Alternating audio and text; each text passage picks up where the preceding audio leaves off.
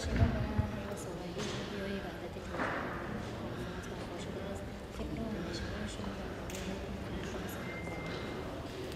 از بسم الله الرحمن الرحیم پیش از آن می‌خواستم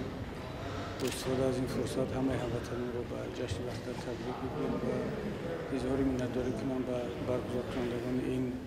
همایش که به مناسبت 18 سالگی امضای سازشنامه صلح این چهارراه رو برگزار کردند و باید گفت که 18 سال پیش محض در همین هتل در همین مکان این سند برای تاجیکان تقدیرساز امضا شد و با برگزار کردن این چهاربینی ما نه تنها این سند را یادآوری میکنیم بلکه روحی کسانی که در این راه زحمت کشیدن تلاش کردن و جان خود را دادن اونها را شاد میگردانیم و باید که این سند و این تاریخ همیشه در ذهن تاجیکان پایدار بماند. من فکر میکنم که درباره صلح و وحدت هر روز گویم هم کم است و اون چهاربینی که امروز برگزار شده شده است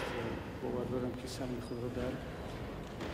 تحکیم بیشتری وحدت ملی و ثبات و امنیت در منطقه و کشور خواهد گذاشت. البته امید دارم که در این نشست علمی پهلوهای گوناگون وضعیت امروزی منطقه جهان و بخصوص تاجیکستان عزیز ما بررسی خواهد شد در پرتو آن حادثه‌ای که امروز در منطقه می‌گذرد و خطرهایی که در آسیای مرکزی وجود دارد. من فکر می‌کنم و امید دارم که با نتیجه‌های خوب این چهاربینی جنبش خواهد شد.